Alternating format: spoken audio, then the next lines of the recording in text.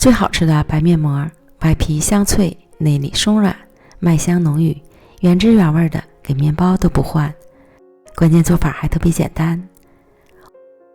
500克面粉里加入4颗酵母，10克白糖，2克盐，1克小苏打，270克牛奶，搅拌成絮状，再加入25克黄油，揉成光滑的面团。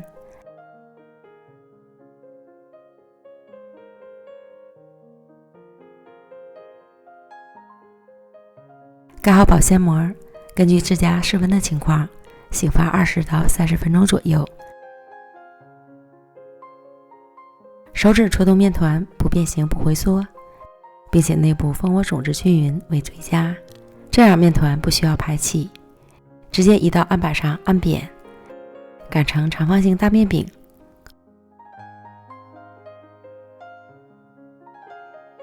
厚度约5毫米。再从上至下卷起，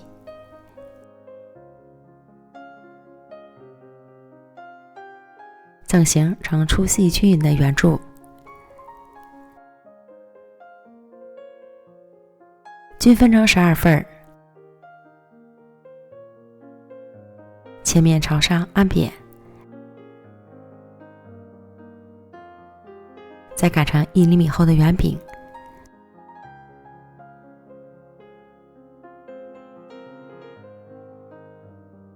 全部都做好后，摆放到烤盘里。盖好保鲜膜，再醒发20分钟左右。醒发至形态饱满，中间凸起，然后送进预热好的烤箱，上下火220度烤15分钟。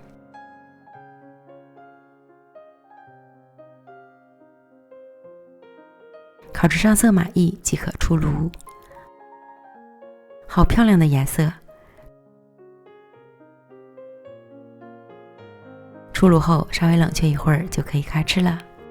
刚烤好时，外皮脆脆的，内里蓬松柔软，吃起来麦香奶香都超浓郁，松软还筋道，原汁原味的，真是越嚼越香。你还可以从中间切开，加点肉和菜，分分钟美味的肉夹馍也搞定了，一馍2吃。喜欢的朋友赶快安排起来吧。